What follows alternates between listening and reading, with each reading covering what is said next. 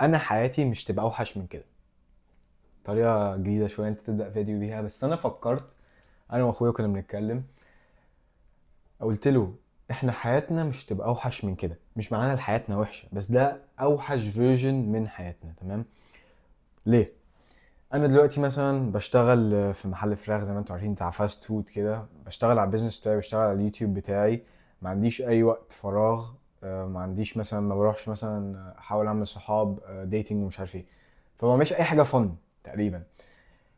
وده معناها اللي هو انا دلوقتي حياتي شغل بس، وعادي تشابترز من الحياه، سيزون مش عارف ايه. ممكن محتاج تشتغل بس على هدفك، ما عندكش حياه فن قوي كده. وده حاجه كويسه، ده يفرحك. ليه؟ عشان لو هو حياتك مش تبقى اوحش من كده. انت دلوقتي ممكن حياتك وحشه، ممكن حياتك او حياتك مش كويسه. مثلا بتذاكر طول الوقت، ما عندكش صحاب، ما عندكش الجسم اللي انت عايزه. ما بتسافرش اي حاجه. ما عندكش بيزنس، ما عندكش فلوس كتير. ده كويس. تمام؟ ده معناها اللي هو حياتك مش هينفع تنزل اكتر من كده. لو نزلت اكتر من كده هتبقى في الشارع. تمام؟ انا دلوقتي حياتي ما ينفعش تنزل اكتر من كده، حسبتها في دماغي.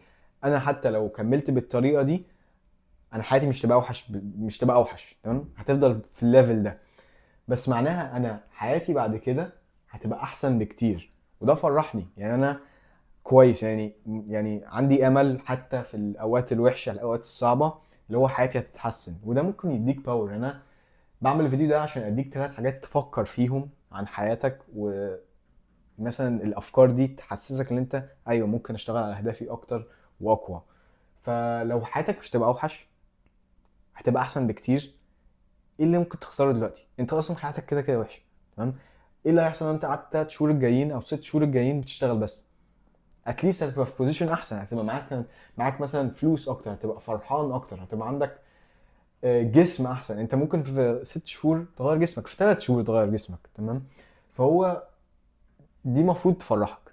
هنقلب بقى على ال second point: uncertainty و delay. انا ما عنديش كلمه ال uncertainty بالعربي، بس هو انا عندي كوت قدامي كده حاططها، بيقول، عشان دي حاجه انا مش انا اللي عاملها، واحد اسمه اليكس هرموزي، بس بيقول all the upside you want in your life is on the other side of uncertainty and delay. ده معناها ايه بقى؟ كل حاجه كويسه نفسك فيها، ناحيه يعني حاجه كويسه مثلا اهي. تمام؟ حاجه كويسه هنا. انت مثلا هنا لسه في الوحش. هنا الكويس uncertainty و delay. الحاجتين دول. تمام؟ هتيجي متأخر، يعني لازم تستنى الحاجة كويسة، وهتبقى مش عارف هي هتيجي ازاي وبأنهي طريقة. تمام؟ انا مثلا اول كلاينت جبته للايجنسي بتاعتي، قعدت سنتين. قعدت اكتر من سنتين، سنتين و3 شهور بحاول اجيب كلاينت يدفع لي فلوس. معرفتش. جالي في اسبوع وحش جدا. يعني انا كنت مثلا ما كنتش بشتغل الاسبوع ده، كنت حاسس ان انا تعبان جدا قاعد على السرير، وكان عندي ميتنج واحده الاسبوع ده.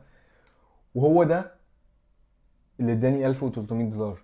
اول فلوس اعملها كبيره يعني اونلاين. وجت بعد سنتين. يعني سنتين. وجت يعني جت في اسبوع انا ما كنتش بشتغل فيه، وكنت انا هعمل الميتنج ده كده على خفيف. تمام؟ وما ما اضطريتش مثلا ان انا ابيع، اللي هو كان عايز ان انا ببيعه اصلا. فجت بطريقه انا ما كنتش متوقعها خالص. واي حاجه كويسه في حياتك، الجسم اللي انت عايزه، الفرحه اللي انت عايزها، هتيجي بالطريقه دي. انت لو كنت عارف ازاي الحاجه دي هتيجي، كنت زمانك عندك اول حاجه. وتاني حاجه، واي حاجه الناس كلها تعرف تجيبها، او عارفه ازاي تجيبها، يعني عارفه ازاي تجيبها بطريقه سريعه. دي حاجه ملهاش قيمه، ملهاش فاليو.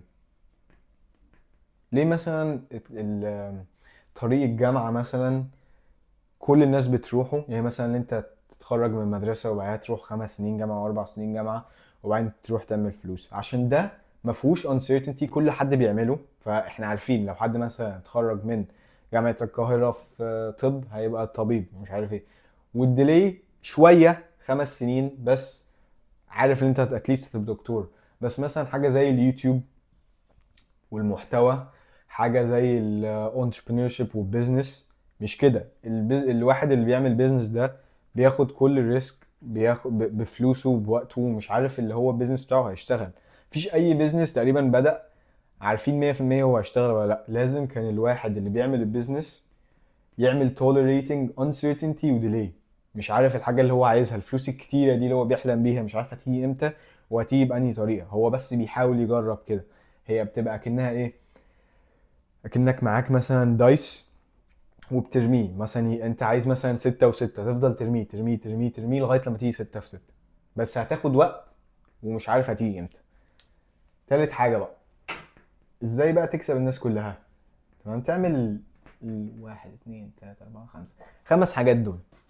انا بدأت شغل في مكان فاست فود، ودلوقتي بقيت احسن واحد هناك. احسن واحد تبع مثلا المانجر قال لي كده. المانجر قال لي انت اكتر واحد بتساعد، اكتر واحد بتعمل مجهود، اكتر واحد يعني بتعمل شغلك صح. وقال لي انا ممكن اديك ساعات اكتر. انا قلت له انا مش محتاج ساعات اكتر، ما اقدرش على ساعات اكتر عشان البيزنس واليوتيوب بتاعي. فا ايه اللي حصل بقى؟ يعني انا كنت بفكر ليه انا بقيت احسن واحد هناك في خلال شهر او شهر ونص. اول حاجه كنت بضحك، كنت باجي على وقتي وبدري، كنت بسلم عليه كل يوم، ببص له في عينيه واسلم عليه.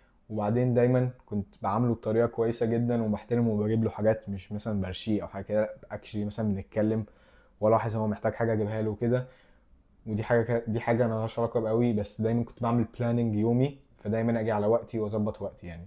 معظم الناس هناك تيجي على الوقت المظبوط يعني. مثلا الشيفت بتاعها تبدأ 10، يجوا 10 بالظبط. انا باجي دايما 9:30، 9 كده يعني. فانت فعلا لو انت ضحكت في وش الناس، الناس كلها ما بتضحكش تمام، ضحكت في وش الناس، دايما بتيجي على وقتك او منظم وقتك كويس، بتعمل لستة مهام اليوم اللي قبل كده ومتعود ان انت دايما تعملها، بتسلم عليهم يعني بتديليفر فاليو، مثلا بتقول لهم عاملين ايه مش عارف ايه. او مثلا في بيزنس مثلا بتحاول تديهم حاجه وما بتاخدش حاجه منهم. معظم الناس بتاخد ما بتديش، انت لازم تتعلم ان انت تدي. فلو عملت ال5 حاجات دول فعلا حياتك هتتغير، زي ما حياتي مثلا اتغيرت بسبب البارت تايم جوب ده. مفيش يعني مفيش حد هناك احسن مني ليترلي. انا مش بقول كده مثلا بطريقه لا انا احسن منهم، بس هو قال لي كده فاشتغلت معايا. ودي انا ما جبتهاش من نفسي، جبتها من نفس الشخص اللي كتب الكود دي. هو كان كاتب ال5 حاجات دول وقلت ايوه انا عملت 5 حاجات دول. فده اسمه أليكس هرموزي، هو فيديوهاته بالانجلش بس اتفرجوا عليها يعني. فاديتك 3 حاجات تفكر عليهم. حياتك مش تبقى اوحش من كده، معناها اللي هي هتبقى احسن بكتير بعد لما تشتغل عليها. كل حاجة كويسة هتيجي بعد uncertainty و delay. مش تبقى عارف هتيجي ازاي ومش عارف هتيجي امتى، عشان كده انت مفروض تبقى عايز الحاجة دي يعني. صدقني اللي انت مش عارف هتيجي ازاي وهتيجي امتى ده احسن حاجة لهدفك، تمام؟ عشان معناها الهدف صعب، ومعناها لو كل حد هيحاول معظمهم مش هيكملوا. محدش يعني، قليل قوي اللي يعرف يقعد سنتين يعني ما بيعملش فلوس يعني من البيزنس بتاعه. يعني قليل يعني. ما اعرفش ناس، ما اعرفش حد في حياتي اصلا قعد سنتين يحاول يعمل فلوس وما عرفش. ف اليوتيوب والبيزنس هما اكتر حاجه بحبهم، فعشان هما الاتنين بالطريقه دي اصلا فانا عارف لو انا كملت فيهم هطلع جامد يعني. وال5 حاجات دول، تضحك، تبقى على وقت، تبقى دايما اون تايم، تعمل تو دو ليست، تسلم وتدي